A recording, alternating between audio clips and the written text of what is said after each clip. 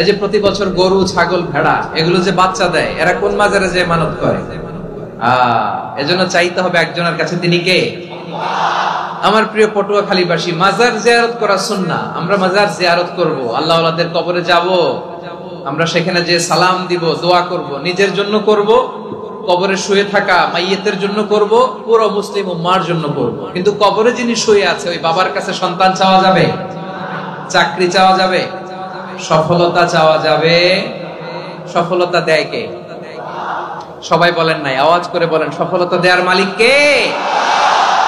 একথাই রব্বুল আলামিন বলেন, ওয়া ইয়ামসাসকাল্লাহু বিদুররিন ফালা কাশিফা লাহু ইল্লা হু ওয়া ইয়ুরিদকা বিখাইরিন ফালা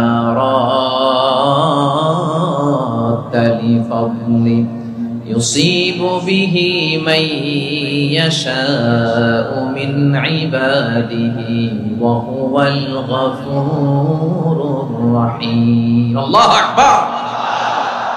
আল্লাহ বললেন, ওয়া ইয়ামসাসকাল্লাহু বিদুররিন ফালা কাশিফা লাহু ইল্লা হু। আল্লাহ যদি তোমাকে কোনো বিপদ স্পর্শ করায়, আল্লাহ যদি তোমারে কোনো বিপদে ফেলে দেয়, ওই বিপদ থেকে উদ্ধার করার তিনি ছাড়া আর কেউ নাই। জোরে বলেন ঠিক কিনা? তিনি যদি কোনো বিপদে ফেলেন, তিনি ছাড়া বিপদ থেকে উদ্ধার করার কেউ নাই। আর তিনি যদি তোমার প্রতি কোনো অনুগ্রহ করতে চান, ওই অনুগ্রহ ঠেকিয়ে দেওয়ার ক্ষমতাও কারো নাই। আল্লাহ যদি আপনার সফলতা দিতে চায়, পৃথিবীর কোন শক্তি ওই সফলতাকে থামাতে পারে? এজন্য আল্লাহ বললেন, খবরদার, চিন্তার আকীদা খালিস করে নাও। ওয়া ইয়ামসাসকাল্লাহু বিদুররিন ফালা কাশিফা লাহু ইল্লা হু। আল্লাহ বিপদে ফেললে বিপদ থেকে উদ্ধার করার কেউ থাকে না। আর আল্লাহ যদি তোমার প্রতি দয়া দেখাতে চান, অনুগ্রহ করতে চান, ওই অনুগ্রহকে প্রতিরোধ করার মতো ক্ষমতা কারো নাই।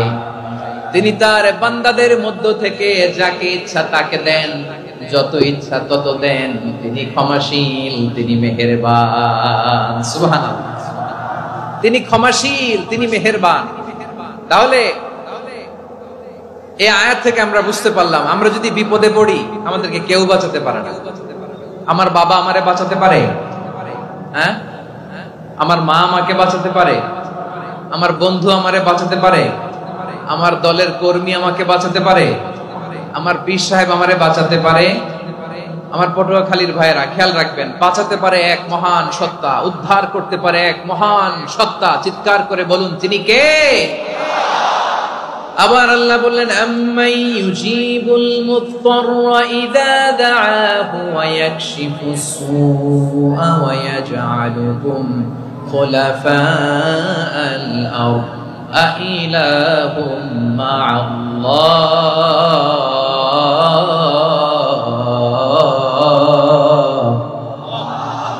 ক্বালিলাম মা তাযাক্কারুন। রব্বুল আলামিন বলেন, বিপদে পড়ে কাতর কণ্ঠে চিন্তাগ্রস্ত হয়ে যখন কেউ ফরিয়াদি হয়ে আল্লাহর ডাকে হাত তোলে, তখন এই ব্যক্তির ডাকে সাড়া দেয় কে?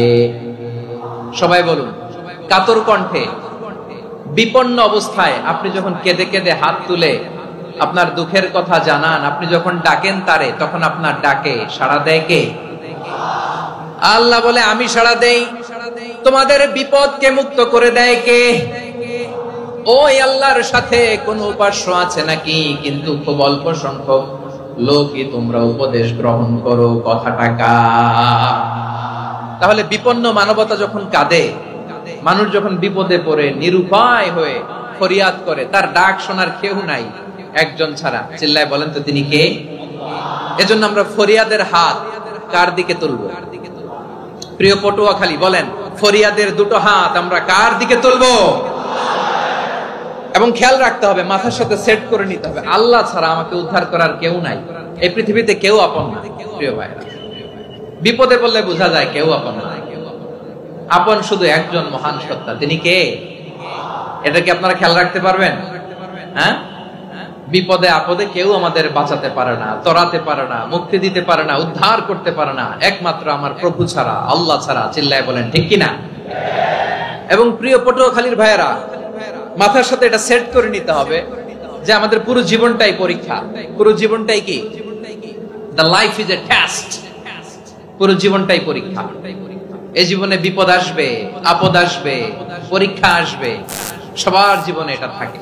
এক একজনের পরীক্ষা এক এক রকম।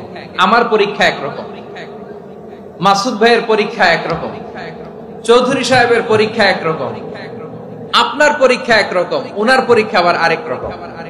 পুরো পৃথিবীটাই পরীক্ষা ক্ষেত্র, সবাই পরীক্ষা দিচ্ছি, কিন্তু কারো পরীক্ষা প্রশ্নের সাথে কারোটার মিল নাই। সুবহানাল্লাহ পড়বেন না? পুরোটাই পরীক্ষা ক্ষেত্র, সবাই পরীক্ষার্থী, কিন্তু প্রশ্নপত্র একটার সাথে আরেকটা মিলে না। One doesn't match the other. একজনেরটার সাথে আরেকজনেরটা মিলে না। কাউকে আল্লাহ তাআলা ধনী বানিয়ে পরীক্ষা করেন। কি বানিয়ে? কথা কি বুঝতেছেন নাকি কষ্ট হচ্ছে? কষ্ট হচ্ছে আপনাদের? কাউকে আল্লাহ ধনী বানিয়ে পরীক্ষা করেন, আবার কাউকে আল্লাহ তাআলা গরিব বানিয়ে পরীক্ষা করেন, কাউকে আল্লাহ অসুস্থ বানিয়ে পরীক্ষা করেন। কেউ দেখবেন যে দুরারোগ্য ব্যাধিতে আক্রান্ত, ডাক্তার বলেছে আর সময় নাই, দুরারোগ্য ব্যাধি, ক্যান্সার, যার নেই কোনো অ্যান্সার, তার জন্য পরীক্ষা হচ্ছে এই রোগ। আরেক লোক দেখবেন তার আবার রোগ বালাই নাই, মাশাআল্লাহ, তাকে আল্লাহ তাআলা আর্থিক দৈন্যতা, দারিদ্রতা দিয়ে পরীক্ষা করছেন। এরকম আছে না নাই? টাকা পয়সা নাই, দিন আনে দিন খায়, যা আছে তাতে চলে না, এটা তার জন্য পরীক্ষা। আবার আরেক শ্রেণীর লোক দেখবেন তাকে আল্লাহ অসুস্থতাও দেয় নাই, দারিদ্রতাও দেয় না,